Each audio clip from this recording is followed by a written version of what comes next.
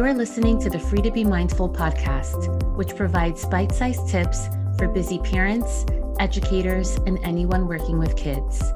These real talk conversations focus on mindful living, mental health, and personal growth, helping all to learn, grow, and inspire with mindfulness in mind. I'm your host, Vanessa de Jesus Guzman, educator, licensed professional counselor, entrepreneur, and mom. I'm passionate about helping folks live life with peace of mind and ease of heart while not losing their, well, you know, here we go. Hello and welcome to episode 141 of the Free to Be Mindful podcast. I hope that you're feeling good, looking good, and doing better in this world than you were yesterday. So, of course, if you are on social media, if you are not, please let me know how you do it. But if you are, you know that the algorithm sends you more of the things that you watch and of the things that you like, especially. And I don't know how this happened, but on the Instagram algorithm, all of a sudden now I am shown so many things from the 80s. And I think it started with it showing me posts of books like The Babysitter's Club and Goosebumps and Little House on the Prairie. And I was liking those posts. And then all of a sudden it started sending me like the old Pizza Hut restaurants and the toys that you used to get, whether it be from like Scholastic stuff or the old Sesame Street toys or the toys that you used to get in like Happy Meals from McDonald's. And then it started showing me all types of 80s toys like Cabbage Patches and the Hot Wheels cars. And my favorite toy in particular was this thing called fashion plates, which you used to take this plate and then put a paper on top of it and shade it, and it would give you fashionable, I say in quotation marks, types of outfits that you can look at after shading. And my favorite, above all, you can tell I'm getting really riled up with this. My favorite post that I've been getting recently are all the jingles and the songs from 80s TV shows. I can't even name them all because I'll be here for hours. But it is definitely something that brings a smile to my face, and I start singing along with the jingle, and then I start thinking about and remembering the TV shows. And then it moved on to 80s songs, which, believe it or not, I actually got to know more when I got older, not in the actual 80s, but probably in the 90s and beyond. Because I really didn't listen to music in English until about the fourth grade or so. But I can tell you about 80s music, especially about Juan Luis Guerra and Luis Miguel, Menudo. And if you know, you know. But those were the old records that I actually had as a kid. And oh my goodness, I am really dating myself here. But I'm sure that regardless of when you were a kid, 80s or outside of the 80s, I'm sure that if anyone were to ask you, or if you were to ask anybody else about shows, movies, toys, and songs from their childhood, they are going to go right into an era of nostalgia and smiles on their faces and sharing all of the things that those things mean to them. And this happens because when you really think about it, the arts really shape our lives and how we view things. As kids, we had an innate sense of creativity and imagination that somewhere along our journeys, it seems that we either forget or we're taught to suppress it as adults because it's not so much at the forefront as it was when we were kids. But creativity and imagination are vital, vital parts of our lives, and they can take many forms. So they can take from music to drawing, painting, sketching, writing, reading, dancing, and so much more. And these forms of art are essential for a wide range of reasons. For kids, they have the positive social, physical, and cognitive impacts that continue into our adult lives. And they promote emotional well being, they promote self expression, and they really encourage our passion and our curiosity, not only for those exact things that we're hearing or seeing or painting or drawing or using or expressing in some way, shape, or form, but also everything that is behind it as far as cultural things and where it comes from and what it reminds us of and what it teaches us as well. As individuals and as a community, art teaches us and inspires us, and it's a vital tool and resource that keeps us aware and connected to so much in our lives and so much of our past.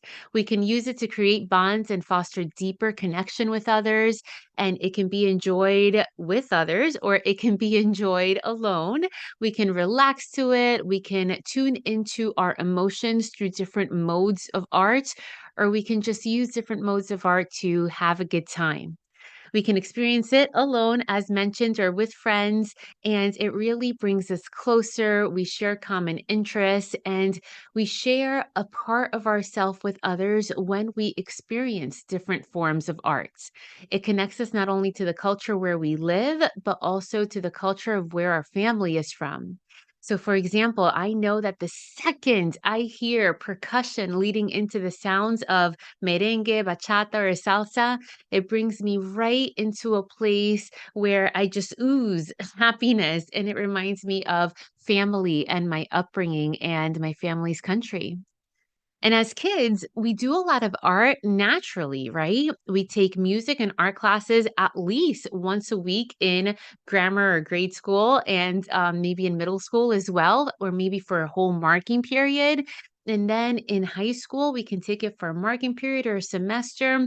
And it's actually through classes, specifically through chorus classes and music classes in my grammar school going into high school, that I learned so many top 40 songs since I didn't know it prior to really fourth grade to listening to music in English. It's through music classes that I learned about the Beatles, Chicago, Cher, and so much more that I would have never known about growing up in a traditional Dominican household. So, as we get older, after we leave our schooling experience, how do we not only learn about more art forms, but also how do we incorporate art in our lives as adults? Know that you don't have to wait until you go on a big vacation to try something new or to learn about new things. We can find fun events like art shows, movie nights, paint nights, concerts, or more by going to Facebook or Eventbrite. You can just type like what's near me, and so many things come up. And we can also explore different online platforms like streaming services, online reading communities, taking some dancing classes, going to Broadway if you live in the New York City area, or even off Broadway shows that you can find outside of the New York City area as well. And know that just as it's important for our kids to be exposed to and experience all forms of art, it's just as important for us as well, because it can represent culture, either our own personal culture or the culture like where we come from. It can expose us to different languages, watching international films, especially. It can represent our identity, how we interact with people, and can impact us in ways that we're not even aware of. The arts can even be used as a way of healing, providing us with insight if we use it as a reflection tool and introspectively, or it can provide us with an escape during some difficult times in our lives. So, as adults, it's crucial that we are intentional with integrating the arts into our lives based upon interest. Of course, is pretty easy, but then based upon just having the access to the arts, being that we do have it at our fingertips.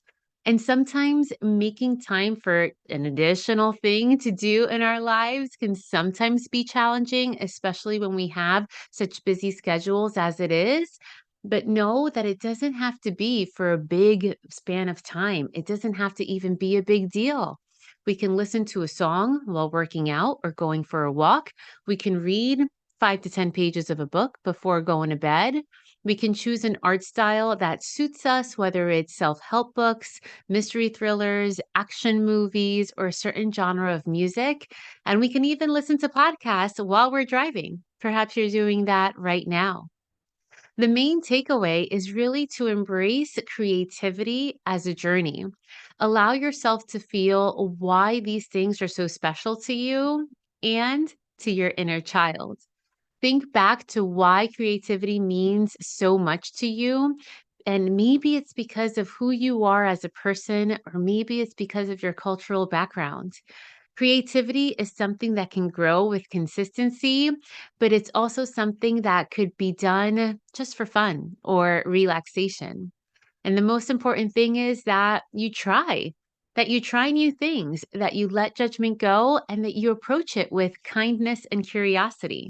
Talking about letting judgment goes reminds me last summer when my husband and I had the privilege to visit Italy, and we went to Rome and Florence, and we've been to Venice in the past. And it was really interesting as we visited, I mean, these huge monuments, these sites like the Colosseum, those things that you see in movies or that you read about in books. And some things we knew, but then some of the artworks we weren't as familiar with, and we didn't even realize what we were actually experiencing, especially in the art museums in Florence, until after we came home. And then that piqued our interest, and we looked more into things, and we were like, oh my goodness, this was this and this was that. And we actually got to experience it in person. And those are things that are not necessary, right? It's not necessary to take that extra step and to learn more.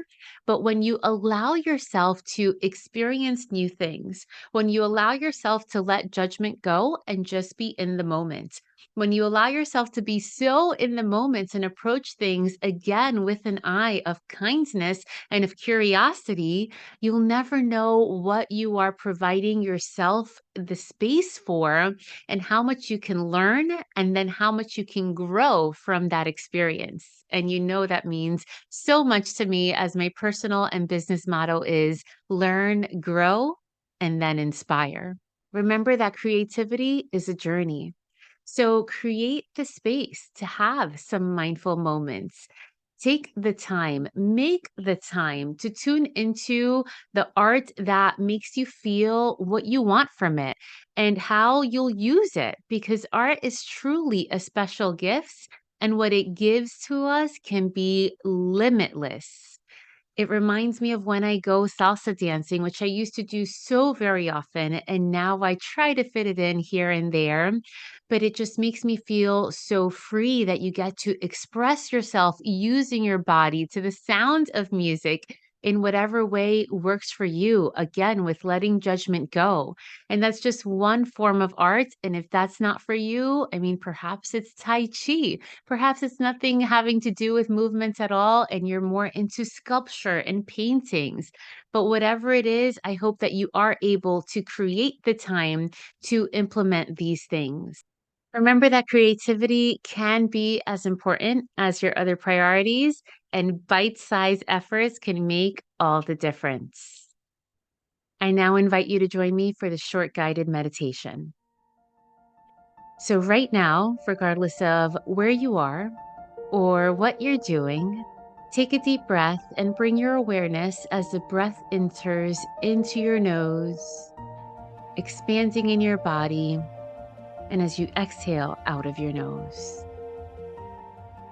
Just as we pay attention to our breath, to whatever is in our line of vision, just as we pay attention to the things that are important to us and make space for experiencing many forms of creativity, maybe some that we're familiar with, or maybe some things that are brand new to us.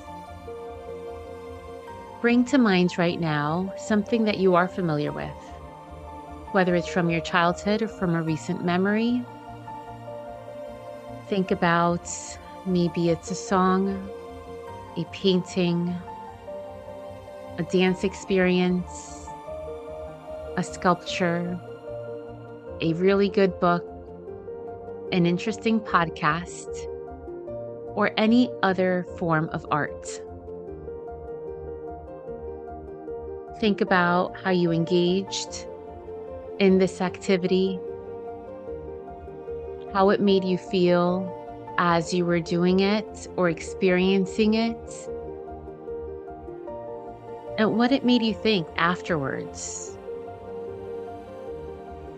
Again, know that through exposure of all different walks of life, we become more well-rounded, well-versed, and my hope, more accepting individuals and society members. It is my hope that you're able to take the time to find enjoyment in arts and in play, and that you share that time and those experiences with those you love. Have a great week.